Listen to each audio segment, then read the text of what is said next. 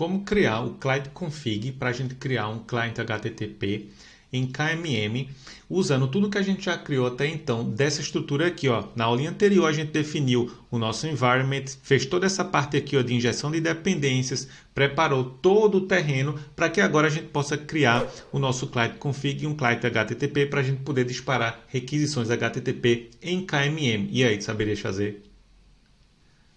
Nessa aulinha aqui, pessoal, a gente vai dar continuidade aos dois últimos vídeos que a gente tem nessa série aqui de KMM, né, que seria Ktor. A gente vai utilizar Ktor aqui para fazer requisições HTTP usando o OK HTTP.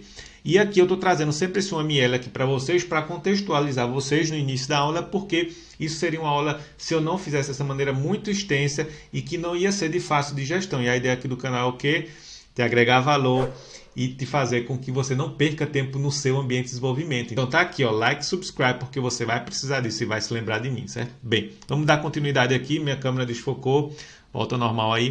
O que é que a gente vai fazer? A gente vai definir o nosso client config, vai criar o client HTTP, vai ver como a gente cria, né, o client HTTP usando uma factory, para que a gente deixe tudo isso aqui, ó, preparadinho, essa parte todinha aqui, para que a gente depois possa só criar a nossa API, e aí sim a gente vai ver como é que a gente cria um response, né, de API, que seria o Network Result, como a gente define exceções quando a gente retorna erro, os tipos de resultado, que pode ser sucesso, erro, exception, por aí vai, e fazer a requisição aqui, ó, essa nuvenzinha que você está vendo aqui no ML, é muito bacana trabalhar assim, a gente vai ficar fazendo referência a isso aí.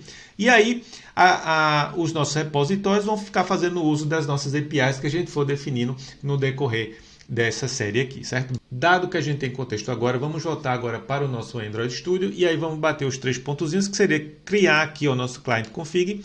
A gente vai criar o nosso cliente HTTP e a gente vai ver como é que a gente cria ele usando uma factory, porque aqui a gente vai estar a nível de expect action, né? Porque a gente vai precisar pegar o nosso environment que a gente definiu na aulinha anterior. Se você não viu isso aí, vou deixar o card aqui para você olhar na sequência. E aí a gente vai criar o nosso factory para a gente ter isso aí fechado, essa infraestrutura fechada, para que depois a gente possa criar os nossos endpoints, certo? Bem, o nosso client config ele é bem simplesinho, mas ele vai precisar do nosso environment, que foi o conteúdo da aulinha anterior, por isso eu comentei isso aí. E a gente está definindo aqui o nosso build agent, certo? O que é o build agent? Quando a gente faz uma requisição HTTP, a gente tem a opção de enviar vários atributos. Um deles é o client agent, onde a gente pode dizer, isso é do tipo mobile, isso é do tipo web, ou o que for, para que quando o servidor receba essa requisição, ele saiba de onde que está vindo. Isso é muito bacana em alguns casos, quando você precisa entender da onde que o request está vindo, certo? E o nosso environment, que fez parte da linha anterior, onde a gente definiu aqui, ó, as nossas URLs de produção, de integração, de desenvolvimento, né? No caso, se você estiver fazendo testes para servidores diferentes, e os nossos hashes de pinning, né, os certificados de pinning, se você precisar, você já vai ter aqui também, que foi conteúdo da aulinha anterior, então não vou nem bater isso aqui muito a fundo, para não ficar repetitivo.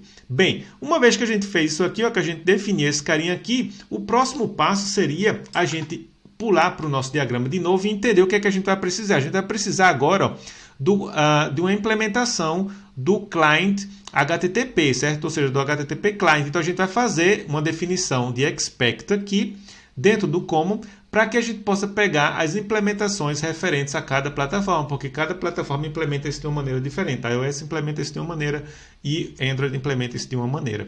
Como as dependências que a gente adicionou aqui já nos provê, né, algumas coisas dentro do ambiente de KMM, a gente vai apenas criar isso aqui e retornar aqui para o nosso para nosso expect action, para que a gente possa usar isso diretamente na hora da criação. Bem, vamos ver como é que a gente faz isso. Continuando aqui, o que é que a gente vai precisar? A gente vai precisar definir um pacote dentro do nosso, vamos lá, common main. Aqui, ó, dentro do common main, eu vou criar uma pastinha que se chama network, que eu já tinha criado nos vídeos anteriores também, onde eu já tinha adicionado o nosso environment, que fez parte de tudo aquilo que eu venho explicando aqui para vocês no UML, que foi esse environment aqui, ó, e que ele foi injetado aqui por dependência, certo? Só que a gente não acessou ele ainda, porque a gente não precisou dele ainda, a gente vai precisar dele agora quando a gente começar a criar as dependências, né, que vão fazer requisição a esse cara aí, os caras que vão precisar disso aí. Bem, O que é que a gente tem? A gente já tem esse método aqui, ó, deixa eu colocar aqui lá no carinha certo, para a gente chegar lá dentro, vamos lá, aqui, ó, dentro. Pronto, eu tenho esses dois métodos aqui, ó.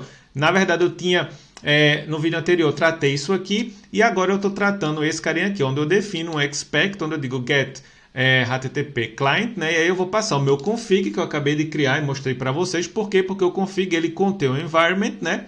E tudo que ele precisa para na hora que ele criar o client HTTP, ele poder setar as variáveis do jeito que ele acha pertinente. E aí ele vai retornar isso aqui. Por que expect? Porque cada plataforma implementa isso de uma maneira, certo? Então eu vou olhar aqui dentro da implementação do Android. Na implementação do Android eu tenho o Action também, tá vendo? Ó, passando o meu client config. E aí eu criei um método aqui, ó, porque eu vou retornar um client HTTP que é do tipo OKHTTP, certo? Que é um client específico para Android que é muito comumente usado por aí afora e é ele que eu vou usar.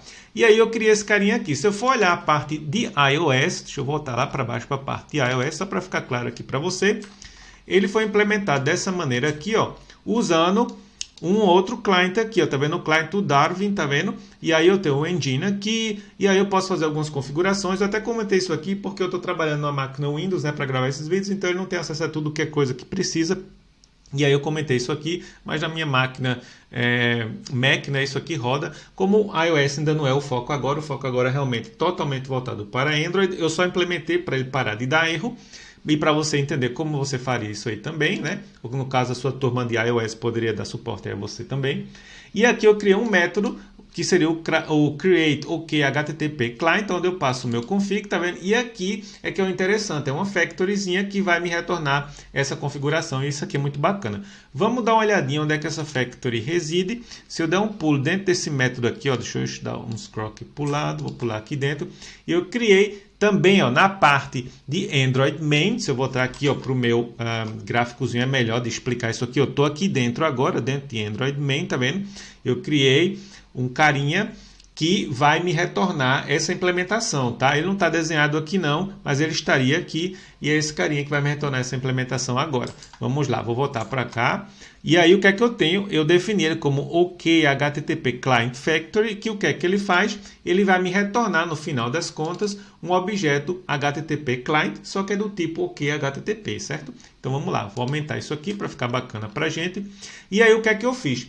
Para separar isso melhor, o código ficar legível, ficar bacana para quem está inspecionando o código, ou até para adicionar coisas novas, o que é que eu fiz? Eu criei extensões em cima, ó, desse objeto aqui que se chama HTTP Client Config, tá vendo? E aí eu saio apenas dizendo o que é que eu estou fazendo. Ó, aqui no caso eu estou fazendo a instalação do JSON Serializer, aqui eu estou fazendo a instalação do Timeout Request, ou do Request Timeout. Faço a instalação aqui, ó, do nosso User Agent, né, que a gente vai ver já já. E aqui, ó, a instalação do Response Validator, certo? O Response Validator é algo bem bacana também que a gente vai olhar nos próximos vídeos. Vamos lá, vamos começar aqui com o JSON Serializer. O que é que ele é? Esse carinha aqui, ó. Por isso eu precisei daquelas dependências que a gente adicionou logo nos primeiros vídeos, quando a gente começou essa série aqui de Keytor. E aí você deve ter percebido que eu adicionei essa dependência que se chamava Content Negotiation, que é justamente esse cara aqui, ó, para eu poder fazer isso aqui, ó, instalar o meu JSON, onde eu digo que ele é pretty print, is lenient, blá blá blá, essas besteirinhas que a gente precisa para ele printar bonitinho, enfim, um bocado de coisa bacana, né? E aí você pode pausar o vídeo, lá no finalzinho do vídeo você pega isso aí do GitHub bonitão, que você vai me deixar uma estrelinha, certo? Esse é o único reconhecimento que está te agregando valor e que vale a pena eu continuar trazendo coisa assim para você, porque isso aí é minha gasolina. Beleza? Bem, vamos voltar aqui agora. Eita, foi demais. Vamos botar para lá. Cadê? Estava aqui, pronto. Aí agora o segundo, que seria o Request Timeout. Isso é outra coisa bem comum que você geralmente define nas suas APIs. Quanto tempo vai levar para você esperar o retorno de um request? No caso, definir aqui, ó, 10 segundos cada um, mas você poder botar mais ou menos. Isso aqui vai de acordo com o seu caso de uso e com as definições lá da sua empresa e do seu cliente, certo? Tem gente que bota 60, tem gente que bota 30, enfim, vai de acordo com o gosto do freguês, certo? Bem, aí eu volto aqui para cima, aí tem isso aqui, ó, instalação do User Agent, vou lá, ó, e aqui ele vai precisar do nosso Client Config, tá vendo? A gente vai fazer o primeiro uso do nosso Client Config aqui. O que é que a gente vai fazer? A gente vai pular aqui dentro, e aqui a gente tem ó, o nosso client config que vai retornar o nosso user agent, que pode ser web, mobile, iOS, Android, enfim, o que for, e a gente só seta esse carinha aqui ó, para que ele vá dentro do cabeçalho, né, do nosso request lá no header, e ele vá junto com isso aí também, beleza? Pronto, foi isso aí. E por finalzinho a gente tem aqui ó, a instalação do nosso Response Validator, que isso daqui ia estender muito o vídeo, mas é uma coisa muito bacana, que vai ser parte dos próximos episódios. Então eu já sugiro, ó, like e subscribe para tu não perder esses episódios, porque tu vai precisar disso aí com certeza. Isso aqui é uma coisa muito bacana, que é meio que um interceptor, quando você faz a requisição, né? E aí quando o retorno chega, ele já vai chavear e mapear alguns erros, algumas coisas para você. Ele vai ter o response em mão, então você vai poder fazer várias coisas antes de você continuar, né? Você retornar isso aí para sua API, né? O cara que fez a chamada. Isso é uma coisa muito bacana. E teria mais alguma coisa aqui, que seria, por exemplo, como instalar o Certificate Pinning, como instalar ambientes inseguros quando você quer testar, você não precisa de nenhuma credentials nem nada, você quer apenas criar uma instância desse aplicativo e dar para alguém testar, para ele não ter que ficar inserindo um monte de password e não sei o que lá, que eu não fiz aqui porque ainda não foi necessário, certo? Ainda não é caso de uso, mas assim que chegar eu adiciono isso aqui. E por isso a gente vai precisar do nosso client config de novo, porque ele tem todos os hashes, ele contém todos os hashes necessários que a gente precisa, assim como as rotas também, para onde a gente vai apontar posteriormente. Bem, dito isso, você vê que ficou uma coisa muito autocontida, bacana, né? Bem chutinho, bonitinho, ó, e que você pode inspecionar e fica muito bacana de se ler o código assim quando você trabalha dessa maneira, dividindo as coisas, né, em partezinhas pequenininhas. Bem, vamos voltar agora para a nossa listinha e ver, no caso, o que foi que a gente fez. Vamos voltar agora para esse carinha aqui. A gente terminou isso aqui, ó, a gente chegou até aqui, concluiu isso aqui tudinho, fez uso disso daqui, pegou as implementações, injetou isso aqui.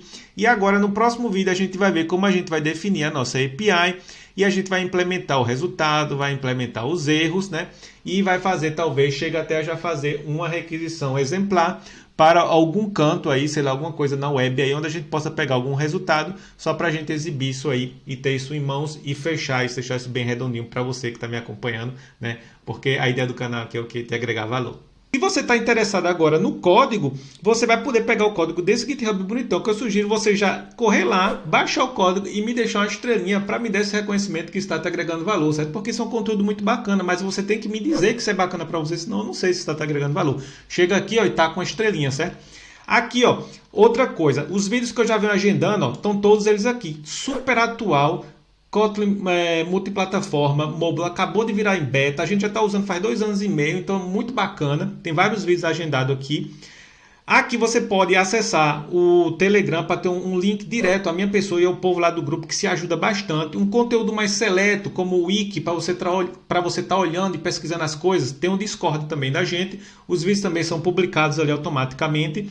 E esse tech blog meu aqui, ó, que é esse que eu quero mostrar aqui para vocês. Tem várias coisas aqui, um conteúdo bacana, com várias ilustrações que eu mesmo faço. E o último conteúdo que saiu foi esse aqui, ó, como proteger notificações de push em aplicativos móveis. Aqui é tudo a nível de System Design, tá, galera? Assim, muito bacana e em português, coisa que você não vai encontrar por aí na gringa. Então, o meu objetivo é que os gringos passem a usar a gente como referência e não a gente eles, porque a gente é o Brasil, pô, a gente é muito grande.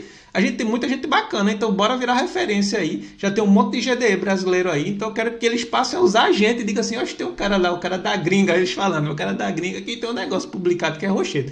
Então sigam aí também. E aqui, pessoal, a última coisa, não me canso de dizer, façam networking, tá aqui ó, todas as minhas redes sociais, no Twitter, no TikTok, no LinkedIn, GitHub, porque vocês têm que ter uma rede de networking legal, certo? Para vocês, na área de TI, isso é muito importante. As vagas saem assim de mão em mão.